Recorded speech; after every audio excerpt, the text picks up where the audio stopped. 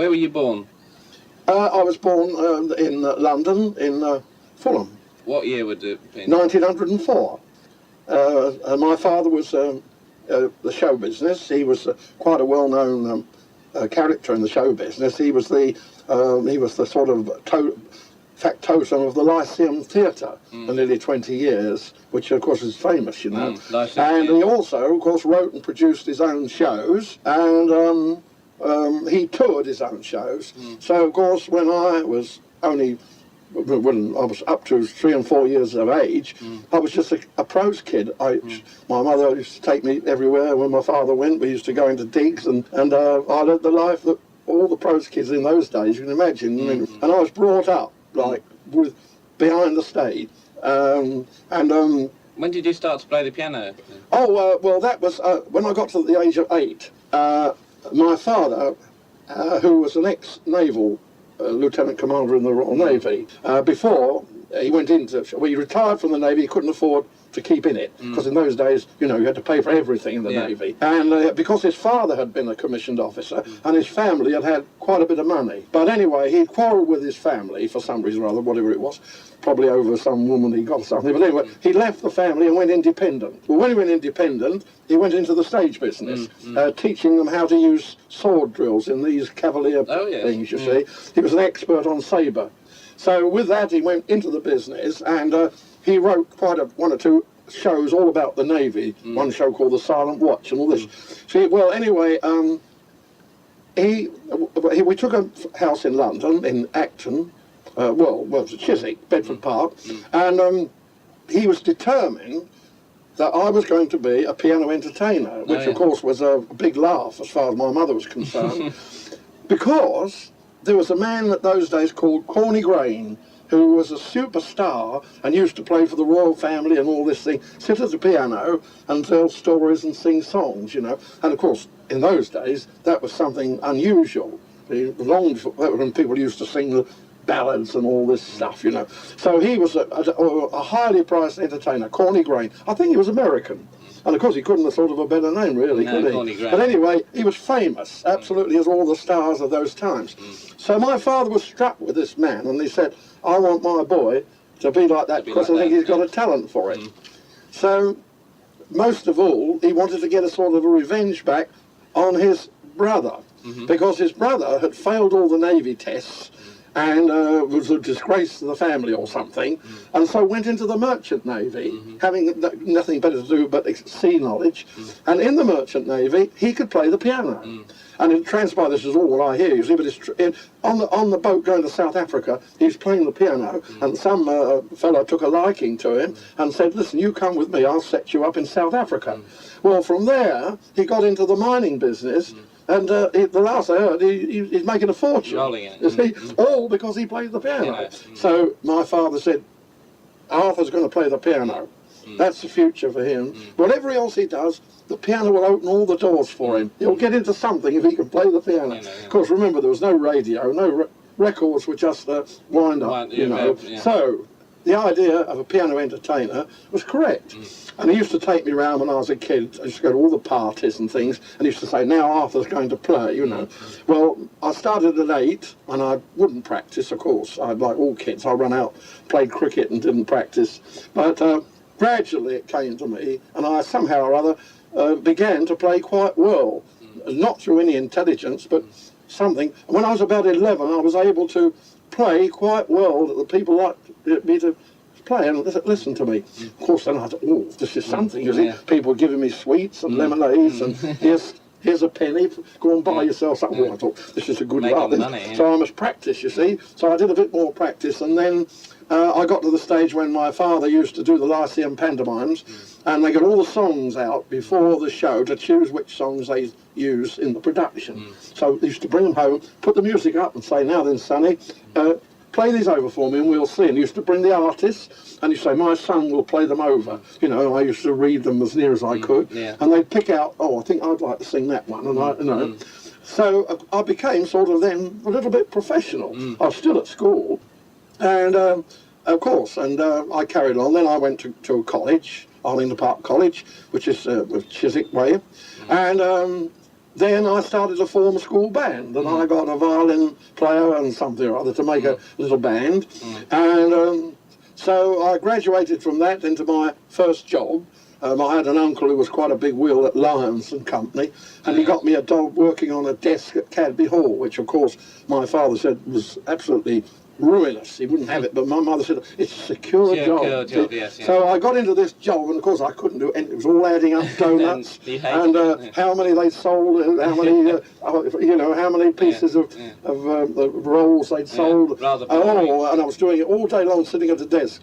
So anyway, the boss, of course, wanted to please my uncle, who was so he tolerated me, you see, because I think I got about 30 shillings a week, but he sort of tolerated me being inefficient because of my uncle. He didn't want to offend him, because he was quite a big wheel. Anyway, I got so fed up with it, so one day at the end of the month you had to make up a sheet with all the results on. And balance so it all in. I got one of those old-fashioned ink pots with a little thing there, and I poured the ink all over it. See? So of course he called me in the office next day and said, finish. See? So when I got home, there was a big family row. My father was delighted, and my mother was furious, and there was all the rest of it. Now what are you going to do with him, you see? So and I said, well, I want to do something musical. So he got to know through the musical director at the Lyceum, a man called Valzen, that there was a man in the West End who was prepared to take a young man in to help him to teach to copy orchestrations. Oh yes, copyright. So that's right. Yeah. So I got in when I was about 16, and I sat in this office and I learned how to score for an orchestra of 28 or so, not knowing what I was doing, but knowing that the viola was run down and all the French horns were in F and all this. So I kept on doing this until I got fairly good at it and didn't make many mistakes. Well, I did that for a little while. Then I got to know there was a job going at Francis Day and Hunter's where they wanted an office boy making tea. So I rushed round there, and I don't know how I got it. I got the job there at 35 shillings a week, working in the production department where they plug all the songs in the old days. And I go up to Blackpool in the summer and sit on the sands and play the songs and sixpence a copy. Well, I got into that racket, and I was third pianist. When the stars came in, the great stars like Fred Barnes and all those great musical artists, they used to come in, used to make tea for them, and of course, if it was something, they say, oh, this man will play it for you, see. This will be a wonderful song for you, Mari Lloyd, And so she'd go in the office and he'd play. Then somebody would come, and then the second pianist. Then last of all, there was nobody left, and there was some small artist. They'd say, Arthur, go and play for him. So I'd go in and play, and of course the others disliked me because I put in fancy bits. The others used to play exactly what was on the copy, and I used to do little bits of runs and things, you see. And Edmund Lowe, Mr. Lowe, the boss, he used to say, I do not want Arthur Rosebery's version. I want you to play what the composer's written for the man to sing. See? But of course I couldn't change, I had to have a swinging bass, you see, and nobody used them. But I'd heard them, the American pianist Arthur Schutz with a swinging bass, and I copied it. And so I stayed 2 years at Francis Day and Hunter. What year? That was in 1920 and 21. 21. Yeah. And then I see. Well, that's it. When I was at Cadby Hall, they used to find music in the desk, which I was getting ready for my little band of violin, drums and piano. And I used to have I'm Forever Blowing Bubbles and these things under the desk. So of course it was terrible. So at Francis Day and Hunter's I got this little band together. That wasn't the band with Billy? Yes, that's with Billy Cotton. What happened was, you see, I got my friend at school, Laurie Johnson. He was a very scrapey fiddler, but I mean, there was no musicians. So he used to play the melody, I used to run all over the piano, and I said, if only we had a drummer, we could have a proper band, see, and we could go out and get engagements, you see. So he said, well, I'll tell you what, I've got an uncle who used to be in the army, and he played the drums in the army. He was a drummer boy. He said, he doesn't know anything about dance music, but he said that he could play the drums, so I should send for him. Of course, I was very bossy then. I was about 18 or something, So they brought down Bill Cotton, and he was then about, I suppose he was about 20-something, a young man then, but older than me. And he was playing centre forward for Brentford football team Saturday afternoons, and he was a bus conductor in the daytime. So That's right. we said, well, what about the drums? Well, I haven't got any drums. And what is all? So Laurie said, come on, Bill. He said, this is, Bill, my uncle. He said, I'll tell you what we do. We go round the corner to the Scouts, we knew, and borrow their drum. So as I was at the Scouts as well, we went round the corner and we borrowed a side drum, put it on a chair, and got the sticks, you see. And of course, Bill was very good. He rolled the drums and he did all the, Daddy and my miss, he'd learned all that in the army. So he said, well, that's all right, but now, of course, we want something quite different. We want you to go, chap, all the time, to see, to make this modern rhythm. So we learned to play. We did the Sheik of Araby and these things, and he sat there going bong, bong, and they played on this violin a bit out of tune, and my mother and people should say, oh, for goodness sake, finish, will you? It's driving us mad in the front room, this noise. But anyway, we got a job playing for the school at 5 shillings a night each for school dance. And after that, of course, we were off then. We were almost professionals, you see. And Laurie got wind of a thing that at Little Palais de Dance in Ealing, Broadway, they wanted a little relief band. They wanted 5 players. So he said, let's go up there and have an audition. So I went up there, and he said, but we've got to have a saxophone. Oh, where do we get a saxophone? So we got a rumour, and there was a German man living in Bedford Park who had a C melody saxophone, which he played by ear. Well, never mind, it's a saxophone, we don't know the difference. So we got him, and then we got to know... What was his name? No idea what his name was, no. But he played a dreadful, awful tone C melody. And then we had to have a banjo player, because every band had to have a banjo. So somewhere or other we got a banjoline. I don't know who that was. 5 of us. We went up there, and when we gave the audition, the most important thing was they liked the way that I sang at the piano and Laurie sang with me. We'd sung these songs that we'd learnt from these acts on the stage, the 3 brothers this and the 3 brothers that. And we used to sing, how you gonna keep her down on the phone. So the manager said, oh, this is very nice, and how much do you want? So he agreed to give us £3 a week each. No, to play 3 nights. £3 each, which is a fortune. So with £3 a week, and we did 2 or 3 jobs, and the kids at the ballroom, they liked us. So he said, well, in another month, I'm going to offer you the whole job for the winter, and I'll give you £6 a week, and you can play for the whole 6 nights. Oh, that's it. So, of course, we practiced and everything, and then I thought, well, I don't tell my mother and father. So I kept pretending to go to work to Francis Days in the morning, but I gave up the job. See? And instead of that, I met Laurie in the West End, and we went round getting music and all this sort, and going in the pub, And of course, it wasn't until I'd been doing it about, probably 2 or 3 weeks before I got rumbled. And then, of course, there was a hell of a thing. I'd given up Francis Day and Hunters, which had got a big future, you see, to go to a Palais de Dance, you see, playing jazz. And then my father said, this won't last 6 months, this craze. 6 months I'll give it, and then you'll be out on your backside.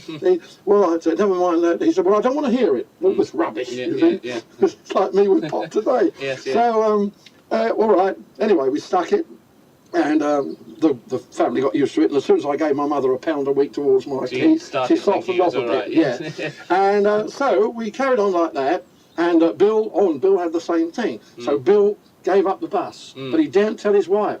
And there was he said, I have to get murdered if she finds out the regular job's gone and I'm playing drums, you see, of all things. But anyway, in the end, we all got established, and our families recognised it, and we all gave up everything to be in the band. Well, when it came to February, and we'd been in 5 months there, this would be February... the Ealing Palais de Dance. We played from September till... This would be about... by then it was 1924. 24? Yes. And as 1924 started off, we got the rumour that there was going to be a great big exhibition at Wembley.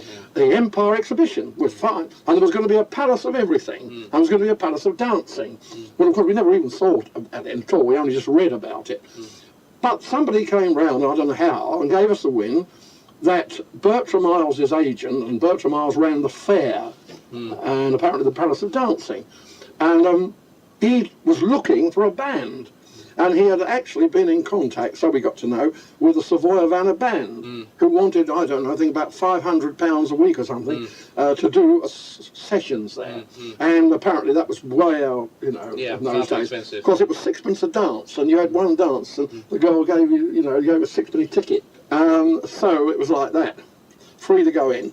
And so he came, or somebody came to watch us, and called us together, and said, well, look, do you think you could make up a band of 12 or 14 players? Oh, yes, we said. Oh, this is wonderful. So how much would you want? So, of course, we didn't know what to think of. So I think in the end we settled for about £100 a week, and we would get them the whole lot for £100, you see. So this was it. So we got this job to open at Wembley Empire Exhibition on the 24th of April 1924, when King George opened it. And you played all the dances. So then we decided we get the musicians. I went all around the West End and the nightclubs listening and asked them, like people playing at 5 in the morning, how do you like a job just to play from 7 till 10 and then you can go. So I got a good clarinet player and I got a good, you know, and we played them something like about, I don't know, £7 or £8 a week. And Laurie and I and Bill, we split the 3 ways what was left over. So we made ourselves about £10 or £11 each, and this was terrific, see. So we started off, well, Bill got no idea really on the drums. So as it was such a big bandstand and everything, he went across to the Palace of Engineering and bought himself an enormous drum kit. He bought timpanis, tubular bells. He covered the stage with things, you see. And we all had to laugh. But he got it somehow, either on tick or whatever it was, or perhaps as an advert. But he was on there with all this stuff. I had a great big Blutner grand piano. I mean, everything was no cost. And anyway, he played and we played and we did the season right through, and it was a great success. And it was called the Sam Prado Dance Band, to pretend we were American, you know. Anyway, well then when the end came, we were coming home on the tube and we had the usual row. I was the one who had arranged all the music. I had conducted the band. I had made all the arrangements. But Laurie had done all the business and got the contract. And Bill had more brains because he was older and so on. So we had a big row and we decided to split. So everybody had a future there. I got the offer to go and play with a Buffalo band, with American Canadian band, and Laurie got the offer to put a band in at Margate Pavilion or something, and Bill got a job to go down to the Regent Brighton. So we each had a band then, and of course we then from then onwards we competed quietly with each other, you know. Well, of course, I was by far the first one to make a jump, because from playing as I did for the Buffalo, I then went into the Leeds Majestic Ballroom and played there when I had, from my skill of picking out, I had the best. I had Charlie Spinelli on the alto, and he was the best alto player in Europe, except he couldn't read. And he was a very highly temperamental fellow, you know, how to handle. But Charlie Spinelli, everybody knew him, and he was, in fact, he was so good, the Queen of Norway presented him with a blue enamel saxophone. Yes, I mean, because he's wonderful.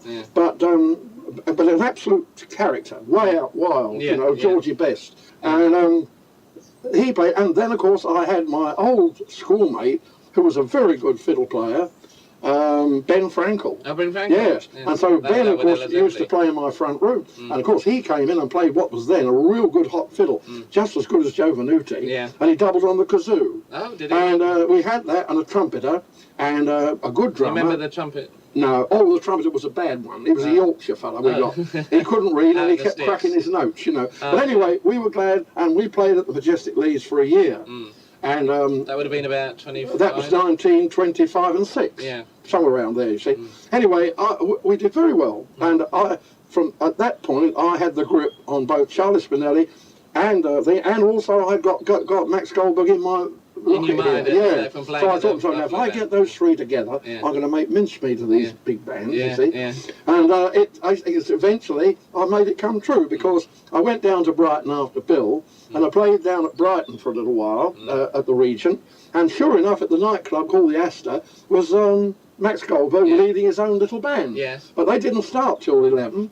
So I persuaded him at enormous salary, something like £10 a week, to come and be with Charlie and thing. Well, he wouldn't have played with me, not for £50. But when he heard Ben Frankel, and Charlie said, "I'll play with you."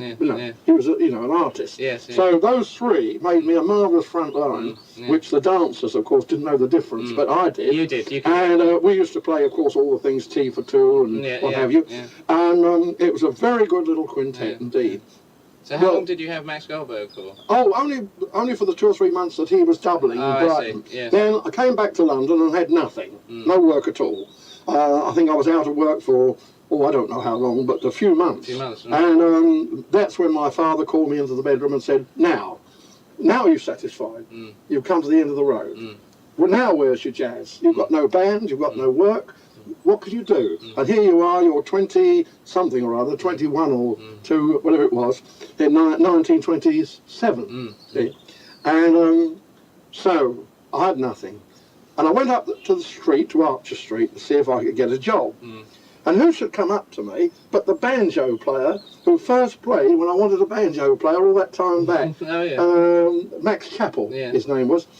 He said to me, "Arthur, I've got wind of something." Now he said, "Look, I'm a bit of a businessman." He was a South African. He said, "You were the one who could make a band." He said, "They want a band at the Carlton Ballroom in Tottenham Court Road."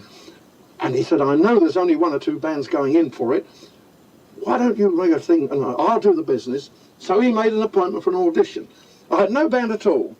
I walked round the street and somebody came up to me and said, "Arthur, I hear you're looking for a band." I said, "Yes." He said, "You want a good alto player?" Or somebody. I said, "Yes." He said, "Go and see that fellow over there, Bob Wise."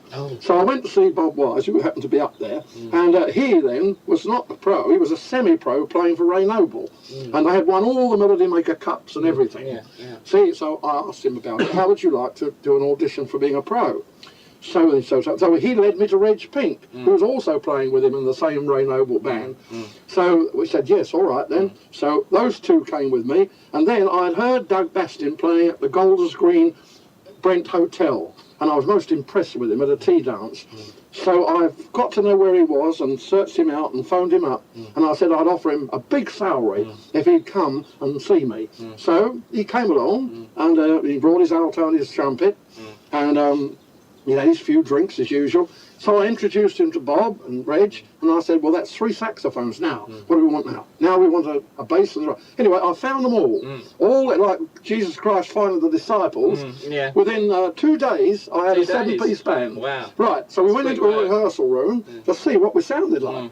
And we started by playing My Blue Heaven. We had an orchestral copy, and as soon as we heard the sound of the saxes, we said, "Oh, this is a miracle." They sound just like one man. Because Doug had a thin, narrow tone with no vibrato, Bob had a fat tone with a vibrato, and Reg had a thin tenor tone with a vibrato. And the 3 sounded like one. Yes. So that was it. And I got hold of an old friend of mine on the fiddle, Les Julian, who was neither here nor there, and he was a rotten fiddler, but it was good enough. So he sat on top, and I got hold of a drummer I heard could sing, then Lee's, and we all got together and we all pleased with each other, always to do something with it. Well, we gave an audition at the Carlton, and we played My Blue Heaven. We only knew 2 pieces. So when we played My Blue Heaven, the manager said, "Oh, that'll do, you've got the job." So that's good, because we told him we was a regular band. No. Anyway, we got the job at quite nice money, and we split the money between us equally, and we said it would be a co-op band, but I would be the sort of brains of it, see. And Max Chappell, of course, he had to be in on the banjo, and of course, that was it. He was his idea. He could play, that was his idea, see. So we carried on like that. And the man from the Melody Maker came down, Igor Jackson, and he wrote to the Melody Maker that he'd heard a lovely little band playing at the Carlton. And then he got to know about a job that was going at a place called the Friars Club. And he moved us, after about 6 weeks at the Carlton, he changed us over, became my manager, and we moved to the Carlton, to the Friars Club. That was a nice little club. We played there, and we'd only been there about 6 weeks when a man came from Jack Hilton and said, "Now, this is a very good little band. How would you like to work for Mr. Hilton?" So, of course, this was another up in the world with a big bang. Yes. So he said, well, we haven't anything at the moment, but all the rest of it, you see. Keep in touch. So he said, but there may be a spot in Mr. Hilton's arrangements that there's a band taking a summer break. We might get you 6 weeks to deputise. Would you take it? And what money? Oh, I said, no worry. Whatever Mr. Hilton says, all that. So we sort of played a bit longer, and then we had a break, I think about 2 weeks, but we decided we'd stick together. We were going to be a great success. Well, I got married that year, and I went down to Torquay for my honeymoon, and I was with my first wife, who was one of Cochrane's young ladies, you know, nice piece. And we were there, and I got a telegram, and it said, commence at the Café de Paris on August or something, Jack Hilton. Well, of course, that was champagne all round. Yeah. So I dashed back to London, and we got the band, we started rehearsing, and we went to the Café de Paris. Well, we played there for about 10 weeks, and there we got the broadcasting every... I thought you went to, you couldn't start immediately because you went to the island, Tag Island, isn't it? Oh, that's right, that's right, he gave us, that's quite right, yes, he said that. So he filled us in, there was about 3 or 4 weeks to go to Tag's Island from a very rich man who my father knew, an impresario, who actually was a crook and went broke and didn't pay the band, didn't pay Jack Hilton at all. Get the money. Yes, he took the island and had a lot of big ideas, you know, floodlit tennis courts and all this. He was a great big fat fella with a big car and all that, you know. A big crook. Yeah, anyway, that was Jack's problem, you see, he didn't care. He was making a lot of money. But anyway, from there, the Café de Paris, and we had the break and I got the telegram, Café de Paris. So we've been there a little while when the managers came to us, or somebody, and they said, we're so pleased with your band that we are going to switch you to a bigger job. On December the something, we're going to put you in at the Kit Kat, which of course was the big club then. And we're going to put you up against, after the first month, American bands, which are coming over. They always visited the Kit Kat. That's right, yeah. So we started there, and everybody was delighted with us, and that's, of course, where I came unstuck. Then I became a big head. Then I said, oh, you know, and the boys all said, oh, yes, you know, and instead of behaving like we should have done, we used to go around the back and have a dartboard and play darts and all this, you see, and of course the management were the strictest in London, Italian, they didn't like it. The Swedish boss said, this is not business, you know, you're here to play darts and drink beer, you see. But of course we said, oh, you know, we've always been like this, and so on. If you want good music, we have, you know. So of course, I was with the boys, you see, and so he called me in and he said, now, Arthur, you've got a choice here. I can make you the biggest, one of the biggest band names in London, sitting at the piano, you're good looking and everything else. You've got a nice band, and he said, and you can be right at the top. But there's one thing, you've got to disassociate yourself from your band. You can't stand up and conduct because you're a pianist, but you must not talk to your musicians. And they must walk on the stand, and they must acknowledge you when they sit down. Well, respect, And you must signal when they go off, and everything, see. Well, it was so foreign to me, you see, and I didn't understand... to make it look like your band. That's right, yes. And so, anyway, I failed to do it. So, he called me in after a while. But we were so good there that Abe Lyman's band, who played opposite us and got about 500 a week, they used to come and listen to us and come across and say, but you're the better band than we are. But of course they had 20 of them, they were all in white jackets and they had a big Californian beach and they used to stand up on 2 chairs and we used to say, what a dreadful thing. I mean, is that what musicians have come to? Standing on a chair with a mute playing 12th Street Rag, you see. Oh, you know, we were like this. So we used to go back and play one of our sophisticated things, you see. Oh, we walked right into the trap, you see. And Abe Lyman himself sat in the middle with a big set of drums going like this. And he couldn't play the drums for pussy, but, you see, but all the people loved him. He packed the place. Because he was a showman. Yes, of course. The whole band was trained to be the showman in those days. It was a novelty. And everybody used to go back and jump up and down like Glenn Miller did, you know. With well, of course, we said, well, it's all right, but they can't play. But that didn't make any difference. We got the sack. So he said, I'm afraid... The public have never been good taste. In fact, the public didn't. They just accepted us, you see. But musicians used to come and listen to us. And the melody maker used to write us up and write us up and write us up. But it got nowhere. And the only person who did give us a write-up was a man called Hannon Swaffer, who was the great critic of the time in the Sunday Express. And he destroyed everybody, Hannon Swaffer. They were all scared stiff of him. Well, he wrote up to say that the Prince of Wales, who was a regular visitor to the Kit Kat, had actually seen him get up and dance to the American band, and then when the British band played, he walked off the floor. And they said, what is this, you see? And of course in those early days, you see, that was shocking. It was a kind of a thing, drawing attention to the fact that he's too big snobbish to want to know bloody Englishmen, you see. To want the big Americans, you see. So that was the only notice we ever got, and we left. Well, what about this tally-ho thing? Oh, that was it. We had the tally-ho. We were wearing the tally-ho thing.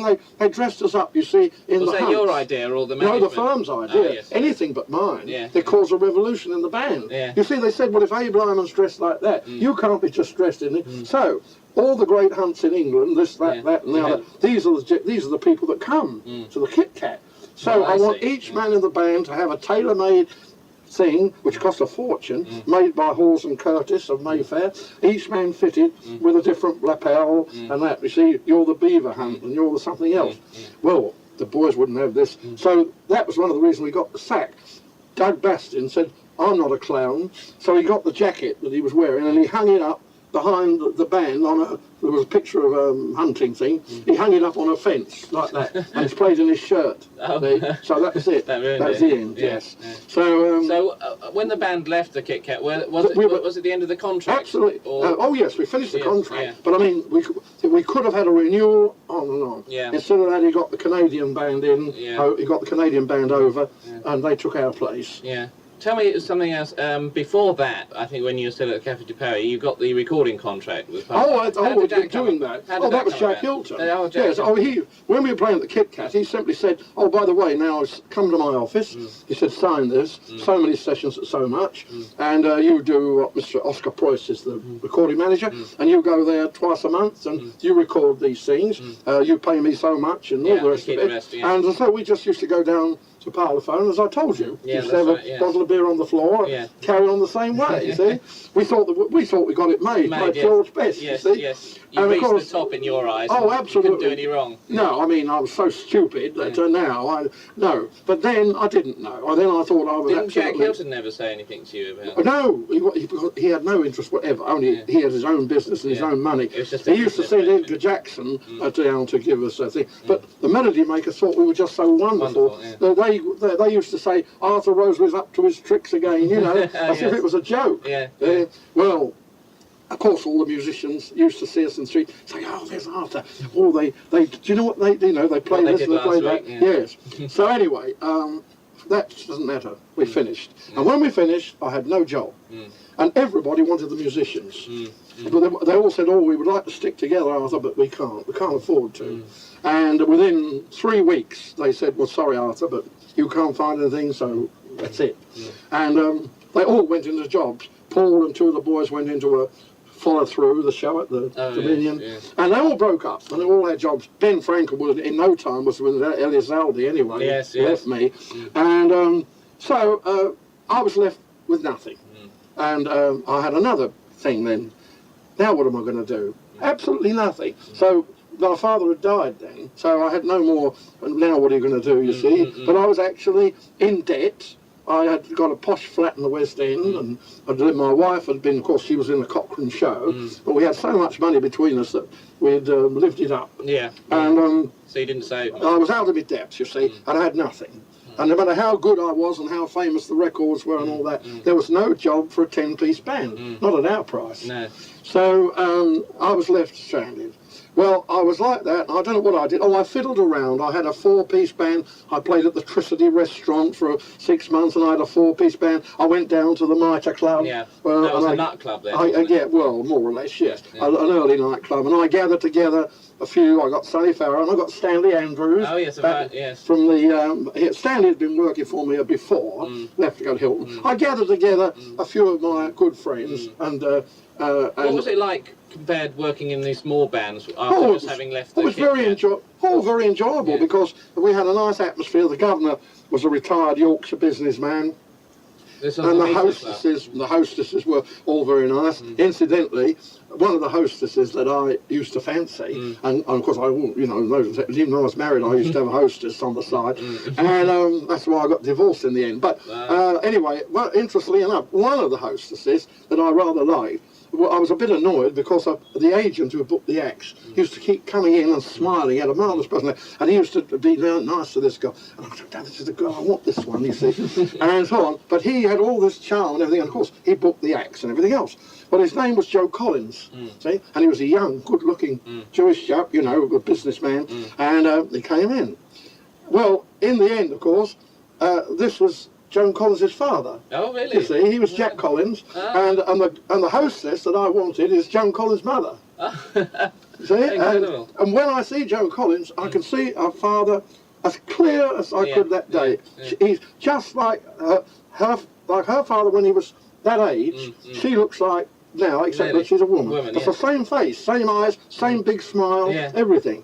And of course, in those days, you know, there was nothing in any of it. Even Joe Collins was a small-time agent. She was just a hostess who danced with the people and so on. And I was one that wanted to get her home, you know, like all the others. And of course, at least I was the band leader. But anyway, all that... Was that in the Meter Club? That was in the Mitre Club. Mitre Club, yes. Some called it the Nunkies Club. I don't know. Yes, well, I don't know. Didn't you have that thing, Nunkies Hot 5? It was this. It was a very hot. Well, no. I only had those 5 players, and somebody might have called them Nunkies Hot 5. I don't know. You know, That's just I read it in the Melody Maker. The Melody Maker, that's right. That's what they would do. That, yes. They were always trying to do something to boost me up. So probably from having an ordinary 5-piece band, they call it Nunkies Hot 5. You know, all they were trying to do was to put me back because I was the Melody Maker. You see, they didn't want to fall down. They boosted me so much. So they covered me even when I was out of work. They covered me. I used to do gigs, and I used to go out with the man that invented the ukulele, Alvin Keach. Oh, yes, Alvin Keach, yes. And Keach and I used to go out. Well, he was an American Hawaiian bloke. He was a proper idiot, but he could play the thing. And the Prince of Wales took a shine to him because he taught him how to play the uke. See, and so of course we used to go and do these hunt balls and things, and I used to get a band together around Archer Street. I used to say it's Arthur Rosebery and his Kit Kat band, see, and all that, and I used to play these society things. Nobody could care less, you know. They just churn out the tunes.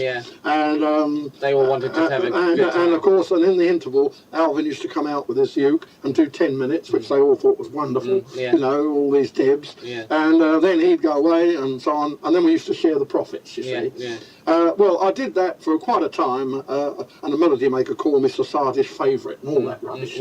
But I did get on very well with because I was a bit good looking and talented, and I had quite a lot of these lady this and lady that used to they used to phone Keith Prowse and say, can you send us a band? We'd like to have Arthur Rosebery. Because he gives us a grand march at the end. So at the end of my gigs, I used to stand in front. No other band leader would dare do it because I'd learned by then that the showmanship. What to do with showmanship. I used to pick up the cymbals, you see, and march in front. The band used to march behind, just take all the people, and go all around the place, up the turret, down in the dungeons, all around the castle, you know, because they were all great big mansions. And we used to have a picture taken at dawn with all the guests and the band. And of course, they got to know that I'd have this thing fall in and follow me sort of thing. And would these just be one-off bands? These were bands I got together. Just got together in Archer Different Street. bands every night, more or less. You know, anybody that was available in Archer Street that I knew could play. And I used to say, "Can you busk?" Oh, that's all right then. All right, one chorus of Tiger Rag and away we go. You know, for a quarter of an hour. I think. So I did that business for quite a time, and I made quite a bit of money out of it. And Alvin Keach, I used to do his office. He had a very nice office in Brook Street. So I was up for a bit, but I was actually without a proper job. So anyway, finally, as I say, I was getting nowhere. And I finished up without even the society jobs. So at that point, I was definitely stranded. And I was standing in Archer Street, and a man came up to me and he said, "You don't know me, do you?" I said, "No." He said, "My name's Arthur Bush." He said, "But I know you. You're Arthur Rosebery." I said, "That's right." He said, "You had a band at the Kick." I said, "Yes, this is right." He said, "Well, I'll tell you what." He said, "I'm the stage manager of the Savoy Theatre." I thought, "Oh, yes." So he said, "Now, Andrew Charlo is going to put on a show called Wonderbar. And it's the first show from America in which a band will be on the stage instead of in the pit. Now, I'm looking for a band, and I believe you've got the talent and the ability, and you have got a band." "Oh, yes, I said, I've got a band," you see. So he said, "Then I would like an audition like Thursday morning, like, you know, about 2 days, because we've got several bands, of course." But he said, "Remember, of course, 20%. So I said, "Oh, that's all right." See. He said, "I'll get the price, 20%. Okay. So I got together another band who I didn't know. I said, oh, he plays it. Oh, yes, I know, I had him on a gig. So I scraped together 9 musicians. And they're the same men that are in the Romanos picture. Oh, yes, yeah. And I got them together, and I knew they could all play pretty well. So I took a rehearsal room, Richardson's rehearsal room. Of course, Richardson was my old pal, you see. I used to sleep up there sometimes and everything else. So we went up there and rehearsed all night. From when I got them together at about 6 o'clock, we had a few drinks, we went upstairs, and I said, we've got to learn 3 tunes, so we don't use music, and we've got to say we've been together for a long time. But we've got to gamble on it. If they ask for one more tune, we had it. So these have got to be very good. So they said, all right. So we rehearsed and rehearsed and rehearsed. And I remember one of the tunes was called "Thank You, Father, Thank You, Mother," for being another, you know, "Thank the Moon that night," whatever it was called. And we rehearsed that, and we all sang it in unison, like one of the bands in America had done. And we played 2 more numbers, you see. And after that I said, well, it'll have to be a busko. I still have to play Tiger Rag and you'll have to do. And most of them couldn't bus, so it didn't make it. But anyway, they sounded very nice. And so there was no singing drummer, but I did have, what's his name on the alto, that very good player. Freddie? No, the one that had his own crazy band afterwards. Oh, Sid Millward. Sid Millward, yes. I got it. He was on the alto. Yeah. And he was the one talented fella. Yeah. And he used to play Oodles of Noodles, you know, as a solo. Yes. Anyway, and he was quite shy when you... He was so shy he wouldn't stand up and play. And I said, well, that didn't come then. We did the audition. We went on the stage. We played 1. They said, yes. Andrew Charlo said, it's very nice. Played 2. Yes. Let's hear 1 more.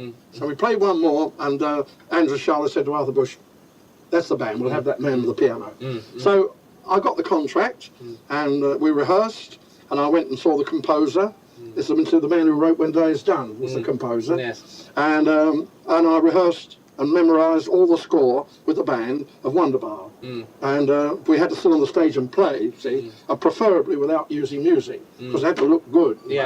And anyway, the show ran for 10 months, and I was on the Savoy, had a very nice job. Well, while I was at the Savoy, I got to know that Romano's restaurant, which is the other side of the road, hadn't got a band. They were changing. So I went across, I saw Mr. Stewart, and I said, look, tell you what we'll do.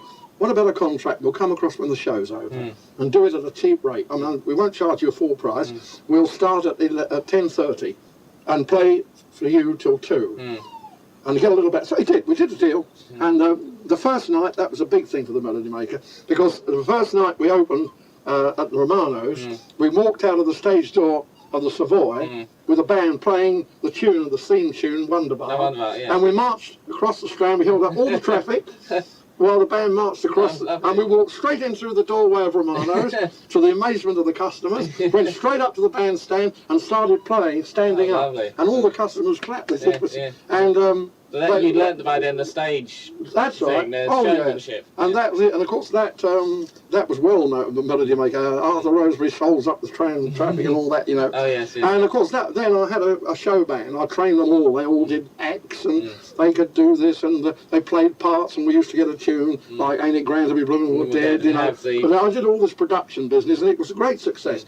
So we were there for 2 years at Romano's, and that band was very good and no trouble.